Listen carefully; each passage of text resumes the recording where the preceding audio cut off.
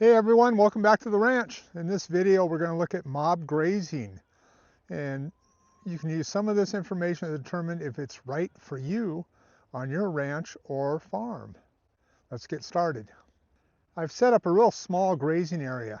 This is one of the principles behind mob grazing. It's designed so that you can get your animals out in it, appropriate for the number of animals, do a quick job on grazing, get it taken care of, and get them off the land, move to the next area. Let's go ahead and start. I got a quick little demo for mob grazing set up. We're going to let out 6 of our rams. They're going to munch down this little patch of mallow weed.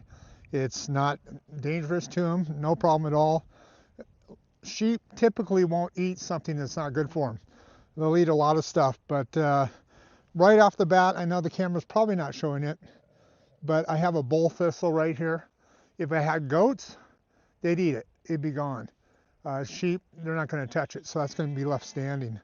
We also have some pigweed, red root pigweed. They won't eat that. They'll rub on it. They might eat a little bit down, but honestly, you have to have a lot of it to really affect them. Let's get them out and eating while we go over some of the basics. Come on, boys, out you go. Now I'm going to keep the gate open, and the big reason for that, look at, not going to get far, is the water tank. You got their water tank behind them so they can get to the water when they need it. So that big dorper that was blocking the way is named Vinny. He's sort of the lead. And in the background, you can hear Butters, one of our bottle babies this year. She wants out into their grazing area. She's very vocal. But you can see right away they've gone right into this. They're taking down this weed, and that's a good thing because it's a vine, and very viney. It catches your feet when you walk in it, and is really true hell if you have MS, if you have to try to get through this. So they're doing a service here by taking care of the weeding. I don't have to get the weed eater out. You won't have to get out the lawnmower, etc., and cut it down. You're feeding them a variety of food stuff, which has different minerals and vitamins in them, which is a lot better than just straight hay off a hay field that's dried out and been baled and been sitting in the barn. So this gets them a lot more nutritional benefit. It benefits the soil. Their hooves actually will work that very top part. I like that more than, say, with cattle. I don't like cattle when you put them on mob grazing because they disturb the weed root bank or top layer of soil, the top 2 inches, because they're so heavy, in which they can really churn up the soil and get the weed seed bank coming out and exposing that weed so it can germinate. That's what we don't want to do. So you can set up your fencing however you want to. Right now we have the netting up and the sheep netting, but I don't have it energized. I don't have electric charger going to it. So I got to watch them, because when they start getting filled up, get tired of the mallow, they're going to start looking around, look for a way to get out. Especially, it's the fall right now. This is October, and we have the ewes are thinking about coming in the heat. So you might see a ram or 2 on the wind pick up and smell, and they do a really weird, I can't even emulate it, way of smelling the air, and they're trying to get that the smell of the ewes going in the estrus from the wind. So the weeds here, we have, the majority is the mallow, and then below that we have a pineapple weed, which has little fruits on it that sort of look like a small pineapple, and I've been told tastes like a pineapple, but there's no relation at all.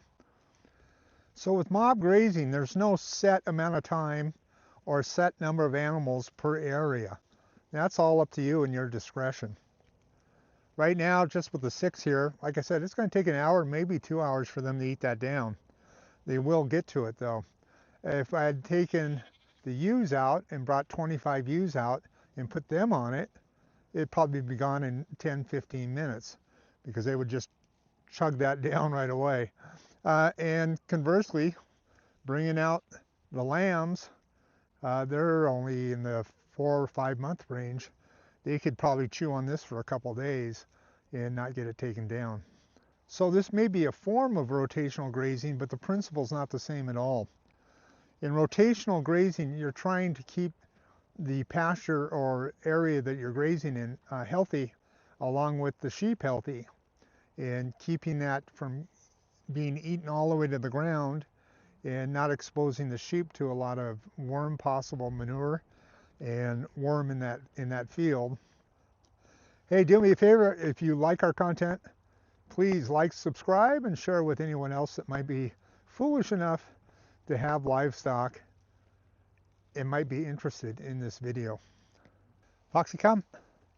So it's good to have your dogs around, especially when you have a fence that is not electric. But I think this little boy is looking at the barn cat who's walking around my feet right now. He hasn't seen a cat before. Not too sure about it. Foxy's here. Come on, Fox. Come on up. Lay down. Lay down. Good girl. And she's a really good deterrent for any possible breakouts, which as they eat more of it down and they get pretty much full of mallow, they'll want to see if they can get anywhere else and eat something different. That is one thing really you need to keep in mind. Hey, if you use mob grazing or have used mob grazing or rotational grazing in the past, please drop a note in the comments. Brief description of what you use, what animals, what area, and how well it's worked for you. We are about 30 minutes into it, and their grazing has shifted from the mallow out to getting whatever else they can find in the little enclosure. And that's what they're doing. They're scouting right now. This is a prime time for them to find and try to break out through a weak spot in the fence. Hopefully in the next 5 minutes or so they'll come back and go back on the mallow and eat that down. If not, it's going to be time to put them away. It is a small area. I really dislike working the dogs, especially on mature rams, in such a small area. So we'll end up getting some grain in a bucket or even some alfalfa and putting it back in the pen. They'll come to that right away, and we don't have to worry about the dogs pushing them through the fencing, or even worse, the dogs getting injured. I think you can see over there, Vixen is on guard in the right side of the screen. She could be out here all day long staring at them. That's a border collie, definitely.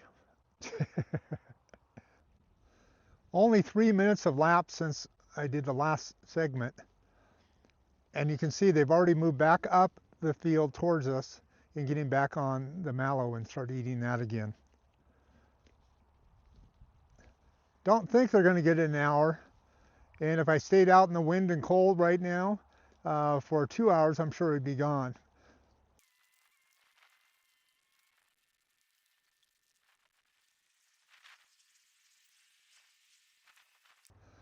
Well, I'd like to thank you for watching. Please stay safe, stay healthy.